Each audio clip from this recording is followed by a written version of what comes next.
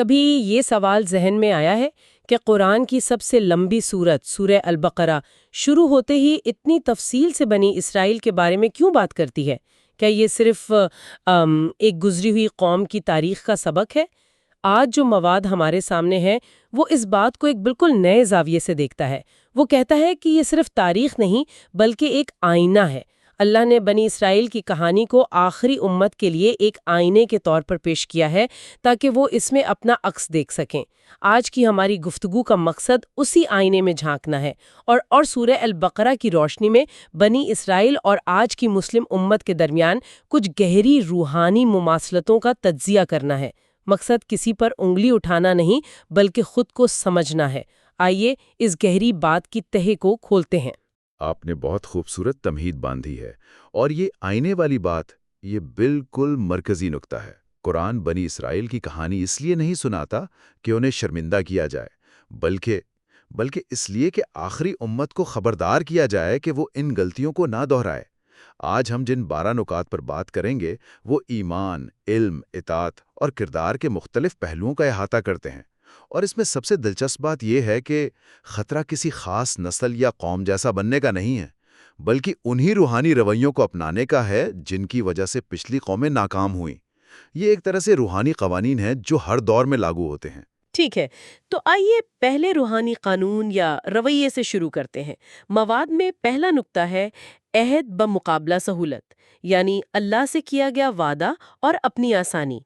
بنی اسرائیل کا ذکر قرآن میں بار بار آتا ہے کہ انہوں نے کوہ طور پر اللہ سے ایک پختہ عہد لیا تھا، لیکن بار بار اس کی خلاف ورزی کی۔ جی، بار بار۔ یہ تو ہوئی ان کی بات۔ اگر ہم اس آئینے کو اپنی طرف موڑیں تو ہم نے بھی تو کلمہ شہادت پڑھ کر ایک عہد کیا ہے، لیکن کیا ہمارا عمل اس عہد کی پاسداری کرتا ہے؟ یہ بہت اہم سوال ہے۔ آج کل ہم دیکھتے ہیں کہ وعدے اور دعوے تو بہت عوامی سطح پر کیے جاتے ہیں، لیکن جب عمل کی باری آتی ہے تو وہ یا تو ذاتی سہولت کے تابع ہو جاتا ہے یا پھر ٹال مٹول کا شکار۔ آپ نے اکثر یہ جملہ سنا ہوگا، اسلام تو دل میں ہے۔ ہاں، بہت عام ہے یہ۔ یہ جملہ اکثر اس وقت بولا جاتا ہے جب کسی ظاہری حکم پر عمل کرنے سے بچنا مقصود ہو۔ یہ دراصل اسی بیماری کی علامت ہے جسے ہم عہد بغیر عزم کہہ سکتے ہیں۔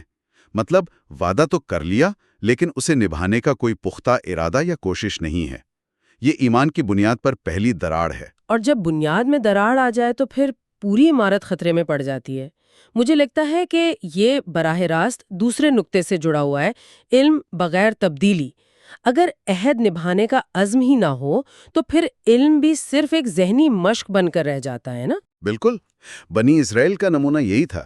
وہ اپنی کتابوں کے عالم تھے، لیکن قرآن کہتا ہے کہ وہ اپنے فائدے کے لیے الفاظ کے معنی بدل دیتے تھے۔ ان کے علماء دنیاوی فائدے کے لیے سچ کو چھپاتے تھے۔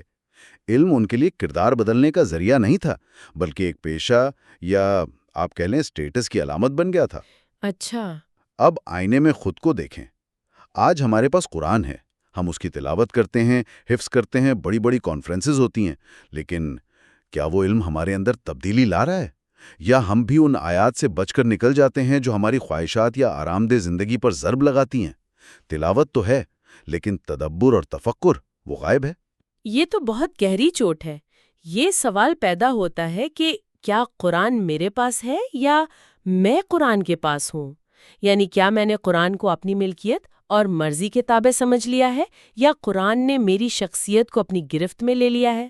یہی اصل سوال ہے، اور اسی سے تیسرا نقطہ جڑتا ہے۔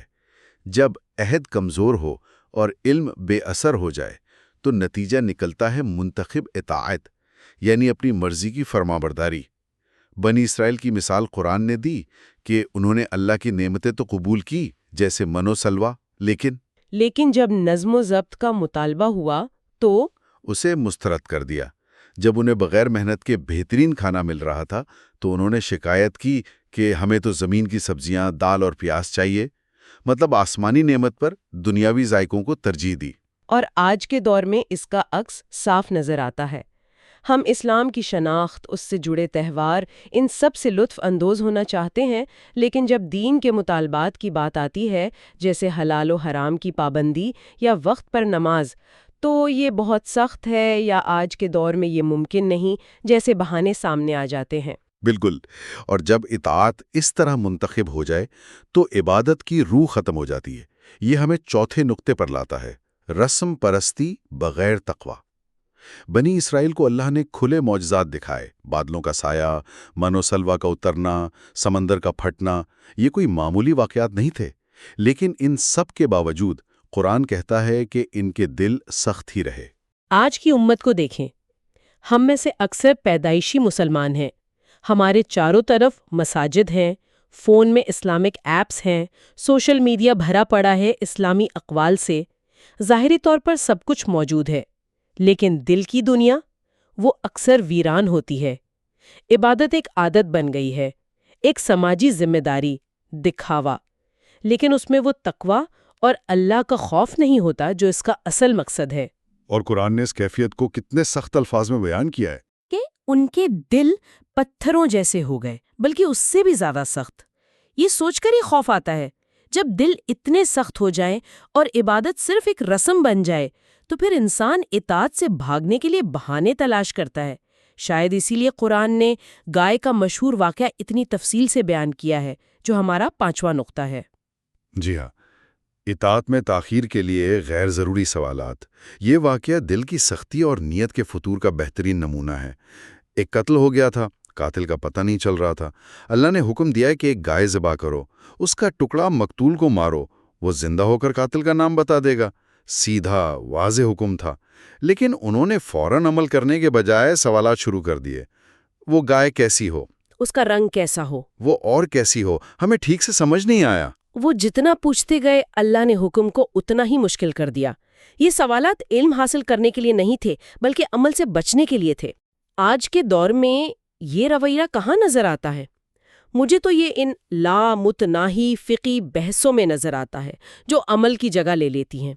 کسی بھی حکم پر عمل کرنے سے پہلے کون سی رائے زیادہ صحیح ہے، فلاں عالم کیا کہتے ہیں، ان بحثوں میں الجھ کر اصل مقصد یعنی اللہ کی فرما برداری وہ پیچھے رہ جاتا ہے۔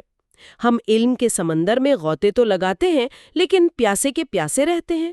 اور جب انسان اس حد تک گر جاتا ہے تو پھر اس میں اللہ کے احکامات کی تعظیم بھی ختم ہو جاتی ہے۔ یہ ہمیں چھٹے اور 7ویں نقطے پر لاتا ہے، جو ایک دوسرے سے جڑے ہوئے ہیں۔ الہی ہدایات کا مذاق اور الزام تراشی کا کلچر۔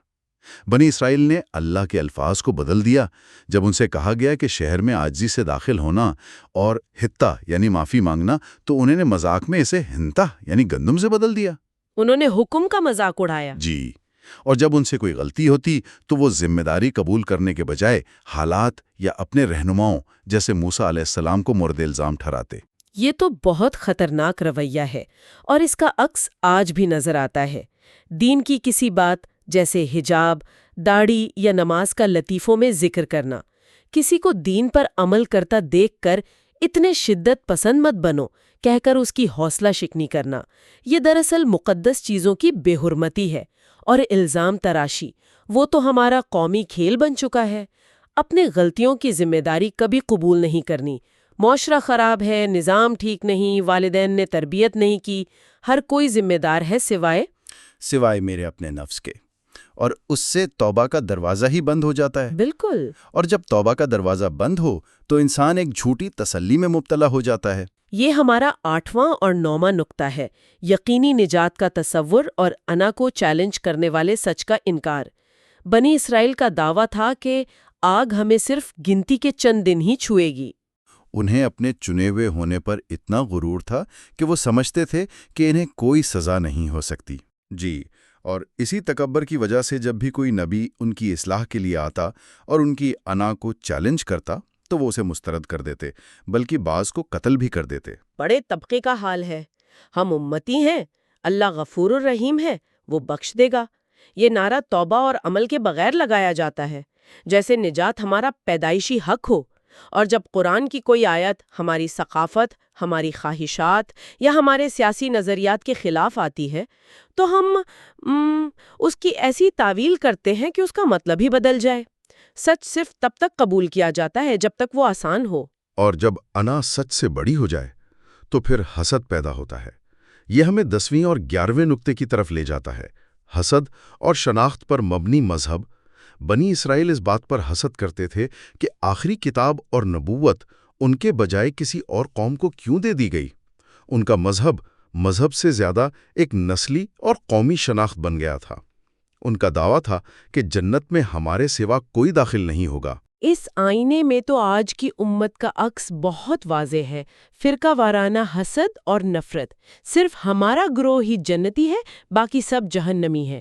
اس سوچ نے امت کے اتحاد کو پارا پارا کر دیا ہے۔ ہم بہترین امت ہیں کا قرآنی لقب جو ایک ذمہ داری تھی، اسے ہم نے ایک نسلی اعزاز بنا لیا ہے۔ جی ایک دعویٰ بن گیا ہے جس کے پیچھے کوئی ثبوت نہیں، ایک لیبل جس کے پیچھے کوئی کردار نہیں۔ یہ ورثے پر فخر ہے، اطاعت اور کردار پر نہیں۔ آپ نے بالکل صحیح پکڑا، اور ان تمام بیماریوں کو تفصیل سے بیان کرنے کے بعد قرآن ایک دم سے گفتگو کا رخ موڑ دیتا ہے۔ یہاں سے بات اصل میں دلچسپ ہوتی ہے۔ میں اسی کا انتظار کر رہی تھی۔ ان تمام خرابیوں کو بیان کرنے کے بعد سورہ البقرہ اچانک ابراہیم علیہ السلام کا ذکر کیوں شروع کر دیتی ہے؟ یہ تو موضوع کی مکمل تبدیلی لگتی ہے۔ اس کا کیا تعلق ہے؟ یہ قرآن کا ایک معجزاتی اسلوب ہے۔ یہ صرف موضوع کی تبدیلی نہیں بلکہ بیماری کے مقابلے میں شفا کی پیشکش ہے۔ یہ ہمارا 12واں اور آخری نقطہ ہے، ابراہیم علیہ السلام قرآنی معیار۔ قرآن ایک زبردست موازنہ پیش کر رہا ہے۔ ایک طرف بنی اسرائیل ہیں جو اپنی نسل اور وراثت پر فخر کر رہے ہیں، دوسری طرف ابراہیم علیہ السلام ہیں جن کی فضیلت اور قیادت ان کی نسل کی وجہ سے نہیں بلکہ آزمائشوں میں کامیاب ہونے کی وجہ سے تھی۔ اللہ نے فرمایا، میں تمہیں لوگوں کا امام بنانے والا ہوں۔ ابراہیم علیہ السلام نے پوچھا، اور میری اولاد میں سے بھی؟ اللہ نے جواب دیا، میرا عہد ظالموں تک نہیں پہنچتا۔ واہ، یعنی قیادت اور فضیلت کا معیار نسک نہیں بلکہ کردار اور اطاعت ہے۔ جب اللہ نے ابراہیم علیہ السلام کو آزمایا، جیسے اپنے بیٹے کو قربان کرنے کا حکم دیا، تو انہوں نے سوالات نہیں کیے، بحث نہیں کی، بلکہ فوراً سر تسلیم خم کر دیا۔ ان کی عبادت قربانی اور مکمل اعتماد پر مبنی تھی، صرف رسم پر نہیں۔ بالکل۔ تو قرآن بنی اسرائیل اور ان کے بعد آنے والوں کو یہ بتا رہا ہے کہ اگر تم عظمت چاہتے ہو تو ابراہیم کے راستے پر چلو، ان کی طرح آزمائشوں میں پورے اترو۔ صرف ان کی نسل سے ہونے کا دعویٰ کافی نہیں۔ ابراہیم علیہ السلام کو معیار کے طور پر پیش کر کے قرآن مذہب کو نسلی اور قومی شناخت کی قید سے آزاد کر رہا ہے اور اسے خالصتاً اللہ کی فرما برداری کی بنیاد پر استوار کر رہا ہے۔ یہ تو پوری بحث کا نچوڑ ہے۔ اس کا مطلب ہے کہ قیادت اور کامیابی انہیں دی جاتی ہے جو آزمائشوں میں کامیاب ہوتے ہیں، نہ کہ انہیں جو صرف وراثت کے دعوے کرتے ہیں۔ جی یہی خلاصہ ہے۔ اگر ہم آج کی پوری گفتگو کو سمیٹیں تو بنی اسرائیل کی ناکامی کی بنیادی وجوہات تکبر، مردہ دل، جھوٹی یقینی کا احساس اور انا پرستی تھیں۔ علم عمل میں نہیں بدلا اور رسم پرستی تقویٰ کی جگہ نہیں لے سکی۔ اور یہ گفتگو، جیسا کہ ہم نے شروع میں کہا، ان پر تنقید کے لیے نہیں ہے، یہ سمجھنے کے لیے ہے کہ روحانی ناکامی کے یہ نمونے عالمگیر ہیں۔